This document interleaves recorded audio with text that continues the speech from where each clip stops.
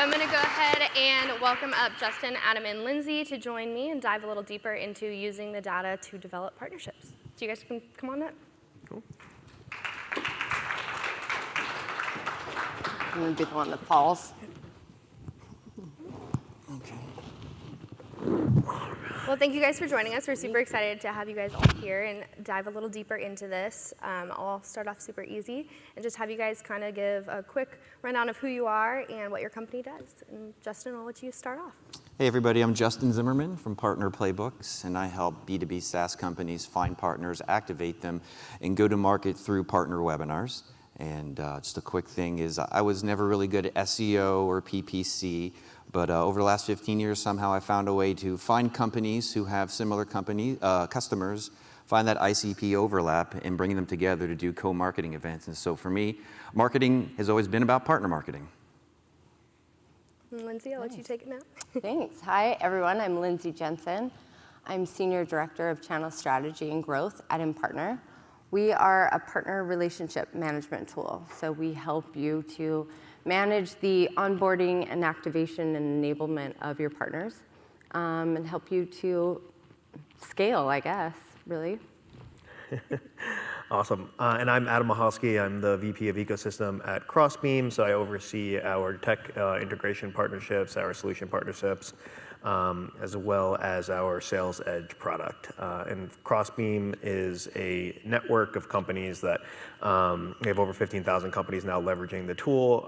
And the tool itself allows you to automate account mapping, just make it super easy to basically understand overlapping customers and prospects so that you can jointly go to market together. Awesome, thanks guys. Justin, can you help us set a little context around what it means to have like partner data in relation to other data? Yeah, before we all got on stage here today, we put a little plan in place to make sure that what we talk about today has a connection and resonance with your world. And so I think one of the best places to start is to really think about the different layers and levels of data and to know where partnership data fits in. And so a lot of us are familiar with ZoomInfo. A lot of us are familiar with buying lists possibly, and also companies like Facebook or LinkedIn. There's a data source, it's external to ours. They have name, information around the customer's potential intent to buy a product, title, and industry, and we call that third-party data. The next level of data we're also really familiar with, which is data that we collect on our own customers. Same information, same type of understanding and lead scoring, and we call that first-party data. And so there's this new kind of middle layer that has become very prevalent and popular in the last, 2 years, and we call that near-bound data, partner data, and it's the same information, but now it lives inside of your partner's CRMs, your partner's email list, your partner's customers list. And so the goal is to use tools and technology that Adam and Lindsay are going to talk about, like Crossbeam, to help you gain access to that information to put those leads and sales into motion through some of the similar playbooks that are run traditionally through those other two mediums, data types.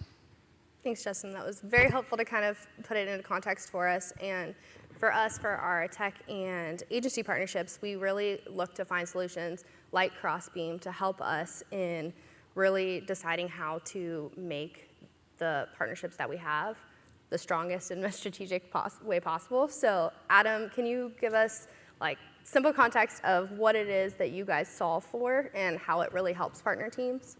Yep. Yeah, I mean, I'm old enough to remember back when, you basically, if you wanted to jointly go to market with a partner, you would basically export out a CSV of your CRM. They would do the same. And then you'd spend a whole bunch of time, oftentimes weeks, if you even got it done, like trying to map them and then go back and connect your sales team so that you can source revenue. So what Crossbeam does is it takes that entire process down to a couple clicks where you can sign up for free for a Crossbeam account, you can connect to your CRM, and then you can choose whatever data that you'd like to share with each partner and automate it. So it basically takes that entire process down, not only for the present, because CRMs continue to evolve. You basically do it once, you set it, and you forget it, and then Crossbeam lives in the background, keeping all that data up to date. And then you can push it to places, like InPartner, where you can do deal registrations and all different types of activities like that, which is pretty cool. And you guys just recently announced an integration with InPartner. So Lindsay, do you want to touch on that and kind of give us a little look into what that is going to be like? Yeah, I'd love to. It's really exciting, the integration that's between Crossbeam and a partner. A partner can, as they go through the onboarding process, set up a Crossbeam account, automatically map their accounts. Then you can determine if that partner is actually a viable partner for you, right? No sense wasting time on enabling partners that aren't going to do the same thing as you. From there, it'll map opportunities, show you the low-hanging fruit right off the bat. Partners can bulk deal reg so that they're out there and effectively managing those opportunities. It's really a cool integration, and it just has more to grow with, for sure. What would you add? Yeah, we co-sell together. We eat our own dog food or drink our own champagne. So we were actually just talking about this right before we walked on stage, that we're going to leverage our integration to make sure that our teams can co-sell better together. So yeah, it's exciting. I think that like when we talk about using data in partnerships, like this entire new world of what we call second-party data never existed a couple of years ago. And now being able to actually take that and put it into processes and workflows and automation is, I'd say we're just scratching the surface on this front, which is really exciting. That's awesome. I'm really excited to kind of take a look into that deeper and see how everyone, how that's being able to be used within the ecosystem. When you guys take a look at the data that you pull once you're in Crossbeam, what do you find is the best way to leverage that data? And whoever wants to answer that. I'll take it to start. A current client of ours is using it to leverage the marketing data. So if a prospect of a partner's is on their website, signs up for a webinar, downloads a white paper, anything like that, it creates a demand gen score that's then populated to the partner. So the partner knows how actively buying their prospects are and can interact with them. Really leveraging that your partners as your sales team and really focusing on them. So that's one way we've seen it really be effective.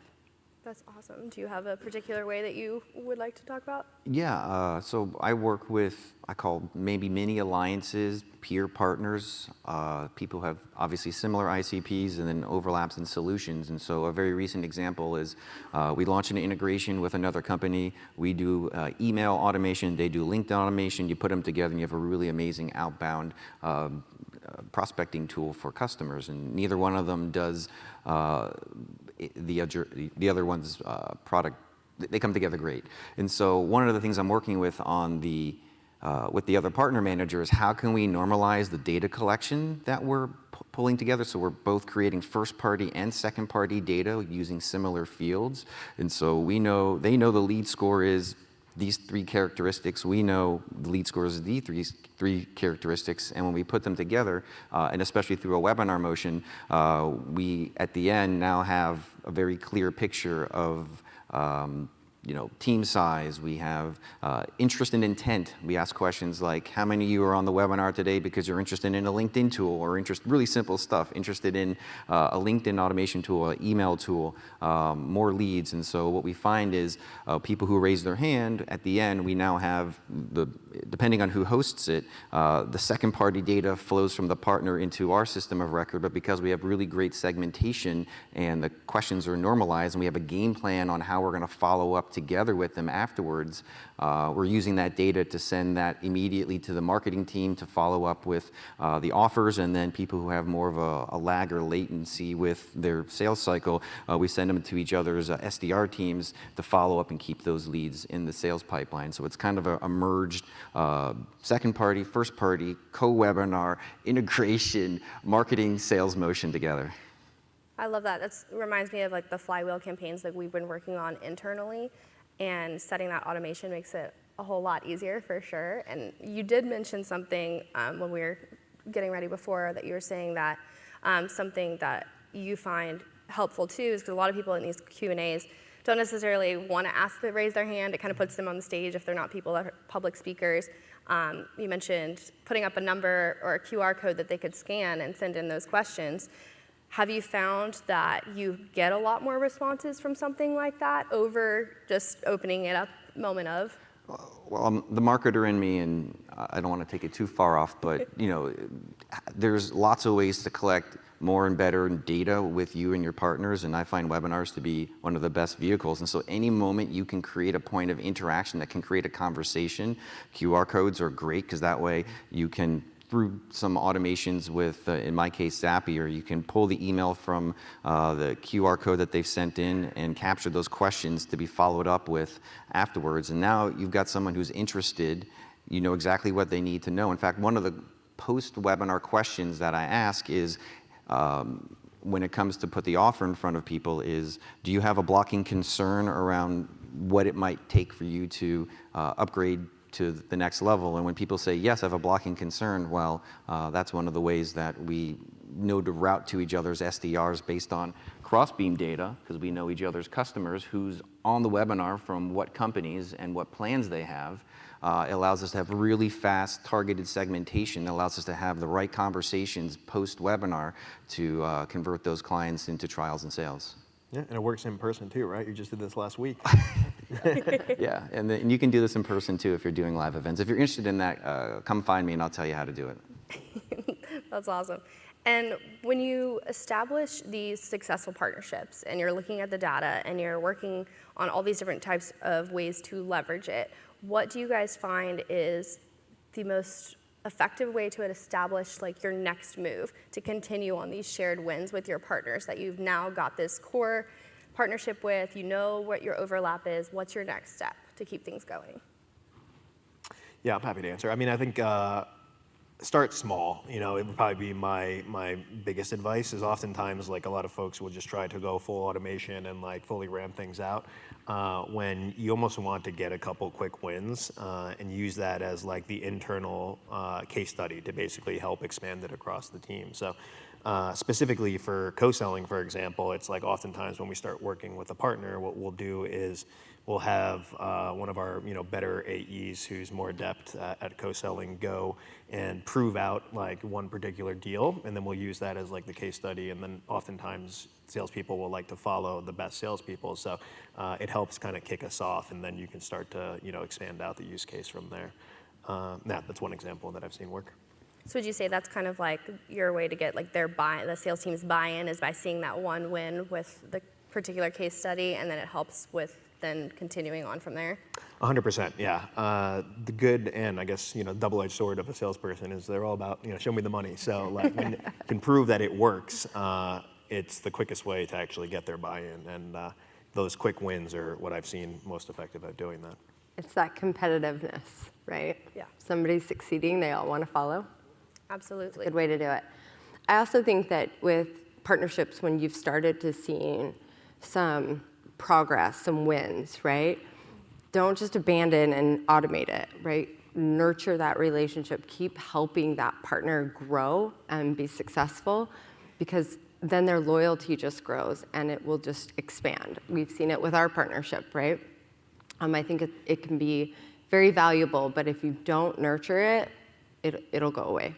Absolutely. My counterpart earlier said, it's relationships are partnerships, and you have to nurture it. It's a long-term effect. Mm-hmm. It's going to have its ups and its downs, and you're going to be a little bumpy along the road, but if you continue to nurture that relationship, it's definitely going to continue to grow. It's the long game. Yep. You wouldn't walk up to somebody on the first date and ask them to get married, right? So like, Well, you never know. Some people might. No, thank you. That's a bad idea. Where do you guys see partnerships and the profession as a whole going in the next couple of years? For me, especially since, I've been in partnerships forever and seen it transform over the last 3 years more than ever.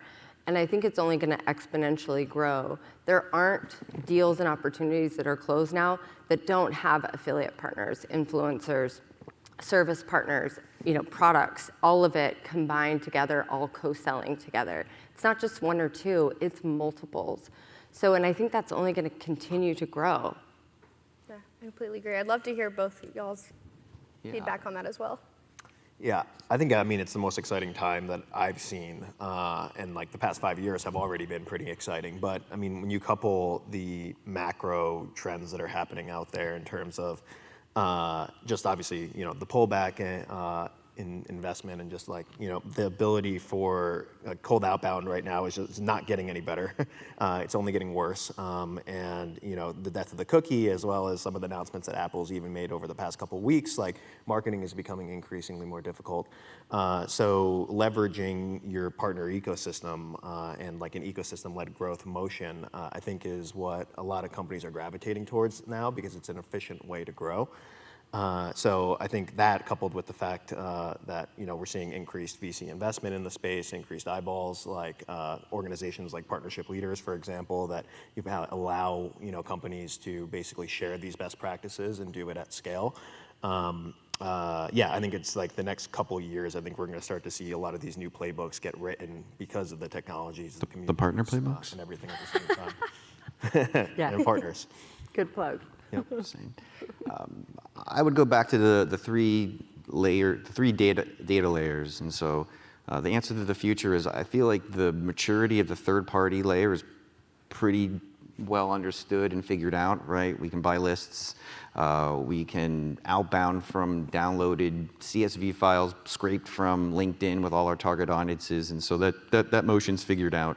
I think AI is going to have an impact on the first-party layer, especially around content marketing and inbound, and so I think that's going to mature. And then the maturity around, and I think this is where the data aspect is going to become important, because we talked last night around the network effect, and I know that you were telling me just every day the compounding number of nodes and people connecting to Crossbeam is increasing, and so as the nodes increase, the number of data points and access to customer lists, the amount of accounts that are accessible is going to increase. And so I feel like you were saying, this is the beginning of that. As the network effect takes over, the maturity of the second layer, the second data layer, second party data, and near-bound data, as that matures, the number of people who can act upon it, as well as the internal legal process and the review process. Like the companies I work with, what's Crossbeam?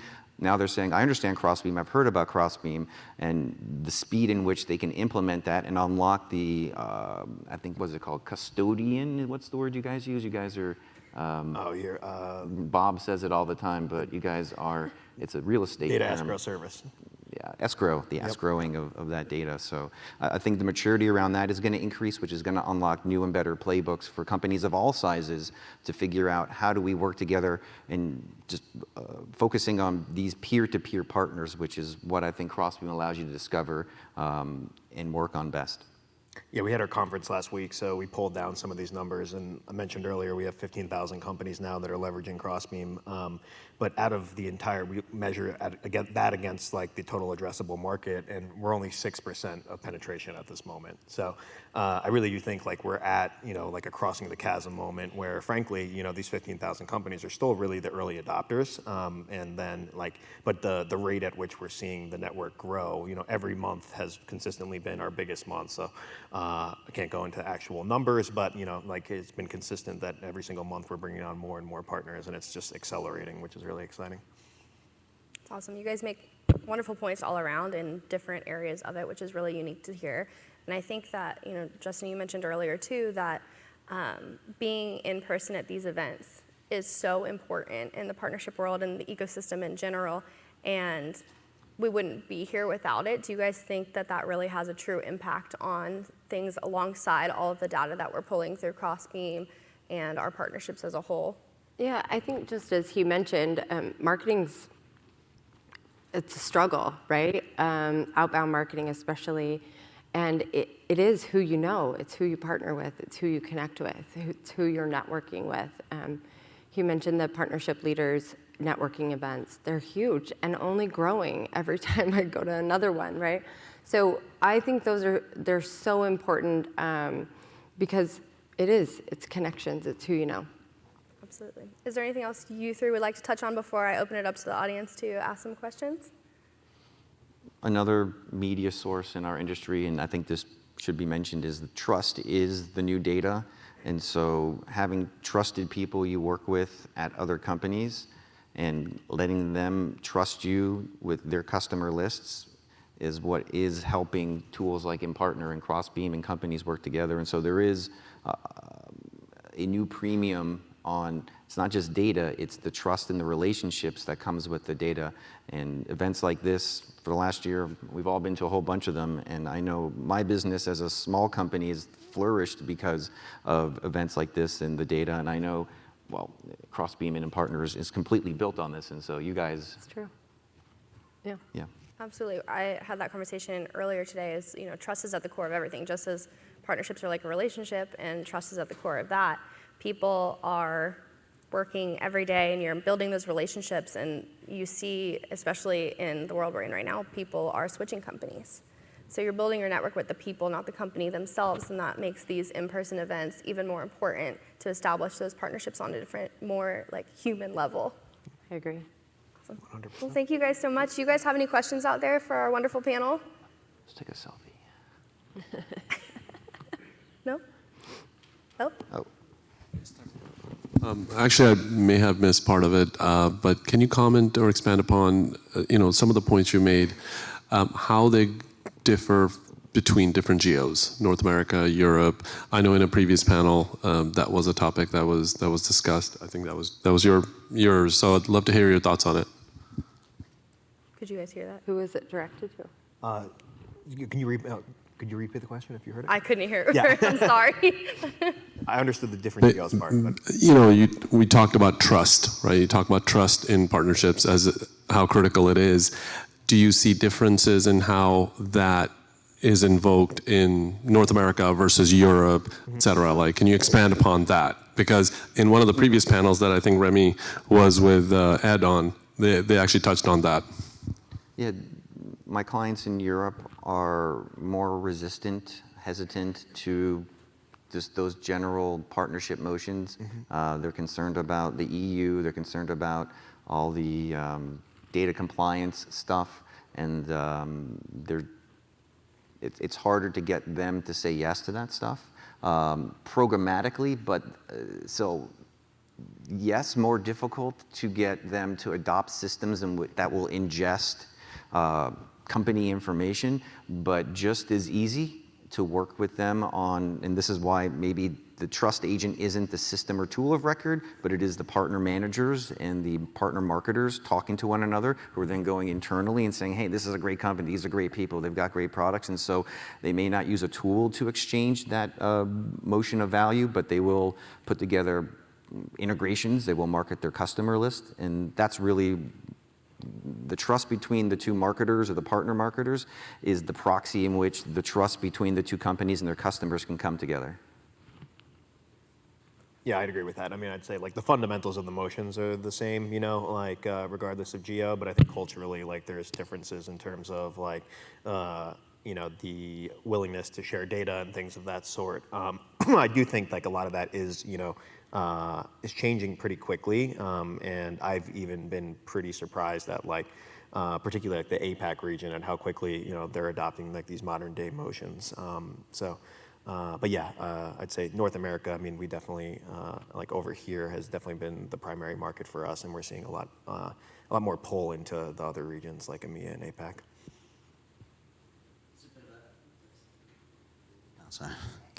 Hi guys. Loaded question, but obviously kind of a lot of people here from the sort of performance space and sort of partnerships, in my mind, previous to the tools like Crossbeam and things like that, has sort of been more of a fluffy area and difficult to quantify, an attribute and so on.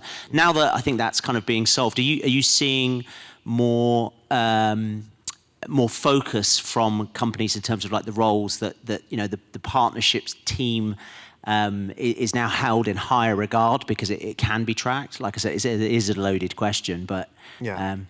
Yeah, I mean, the name of the game right now is partner-sourced revenue. I mean, it always has been for quite some time, but even particularly in this market, it's imperative for partnership teams to tie themselves as closely to revenue as possible. And what we do see is, faster sales cycles when a partner is involved, bigger deal sizes, and just frankly, a more efficient go-to-market motion. So I do think, like, again, in this market now where efficient growth is like the name of the game, you're seeing more and more companies just gravitate and realize that it's important, but it's kind of bifurcated, because then you also have a lot of these larger companies who are then laying off their partnership organization, which I think will prove detrimental, over the course of the medium and the long term. But yeah, I think, with the emergence of second-party data now, like you can do this much more effectively, much more scalably, and much in a way that you can actually measure the results and tie yourself as closely to revenue as possible. Because I think even ourselves, our organization, partner source revenue is number one, and like I think once you earn the right to prove out partner sourced revenue, you can always expand to influenced revenue and other metrics from there. But yeah, I think right now, making sure that you're as close to revenue as possible is really, really important. With that, I think I've seen a big trend where companies are no longer focusing on that long tail of partners, right? They're doing mappings with Crossbeam and saying, okay, we have like-minded interests, like-minded customers. I'm not going to focus on this long tail anymore that's not generating anything, right? The 80-20 rule. They're only generating 20%. If we focus more on our top 20 partners and really get them really strong, then we can add another 10% and another 10% and grow those, but not waste time on the partners that just do one-off deals. Yeah, 100%. Partner prioritization is another really cool thing that you unlock once you can do this, like sharing, data at scale. As we have a tool called potential revenue where you can actually quantify the relationship, and then you can back into who are your most important partners or where you should be spending most of your time. Because if you're losing headcount and you need to focus and really going after or narrowing down which partners you're working with is one of the best ways to focus. Definitely. And I think the answer to the attribution tracking source question is also tied to the nature of the partnership. And so, if you've got an affiliate relationship, a referral relationship, well, deal reg and your affiliate links and tracking do a good enough job with that. If you're doing, I would say B2B mid-market enterprise sales, Crossbeam, and tracking and referring and keeping tabs on who sent what deals, that's an important aspect. And then in more of my world where it's more of a SMB, B2B SaaS, actually recently I had one of our partners create a zero commission tracking link. I just want to know who's clicking and who's signing up. And when we did the comparison between the number of clicks and signups and then the number of activated webhooks, which really tell us the integrations are live, we had 6 signups on the affiliate link, but closer to 70 activated webhooks. And so you really have to understand what's tracking what. And so on the B2B tech side, if you're just using links and that link, people go to the webinar, they go to the event, they read the page, and then they don't sign up, but they sign up. And so attribution is going to matter by partner type. And so in that case, for me, tracking the webhooks and activations there has been a really good indicator of success. It's also why you need tools like Everflow. So. I have a question. I would like to hear Lindsay's take on this because of what you guys do with your platform. But of course, anyone else feel free to answer. It's very easy to understand the value of cost selling when you have a channel distribution model and when you're going after really big opportunities. But I've seen many SaaS companies making 10, 20, 30, $50 million in ARR trying to do cost selling, and in general, it's like a very ineffective exercise in the sense that co-marketing is great, but cost selling is just adding workload on the sales team and not creating the value that you actually see in larger deals or in traditional channel distribution models. So what's your experience seeing, let's say, companies under $50 or $100 million effectively using cost selling as the next best option to just doing co-marketing, and how data plays a role in that? Well, I think by utilizing a solution like InPartner, right, you have the ability to map accounts and communicate back and forth on opportunities, right? So without even having to pick up the phone, they can message, put information in that tracks back and forth. So that allows them to scale more quickly and have easy communication between partners. So the co-selling mechanism helps, right? With the Crossbeam overlap, that also is another way, right? They can see, hey, we have these partnerships. we have these prospects together. If we go in as a partnership, which is just collaborating people trying to sell services or products, if we go in together as a partnership, we're going to have a much more likely ability to close this opportunity. But the way to make it scale or work more easily is through a platform like InPartner. Anyone else? Does anyone else have any more questions? Justin, question for you. Do you mind commenting how the type of partner playbooks you've been executing, in my view, is actually bridging the co-marketing versus the cross-selling motion, because it allows you to use data and put it in motion in a way that really helps sales team go deeper, faster in these relationships and do some actually very targeted cross-selling. I think you have a very interesting take on this. Yeah, there's, like I was saying, like my model is based around webinars as the primary go-to-market motion. According to Crossbeam's 2022 State of Partner Ecosystem Survey, 433 people answered it, and the #1 go-to-market motion was webinars.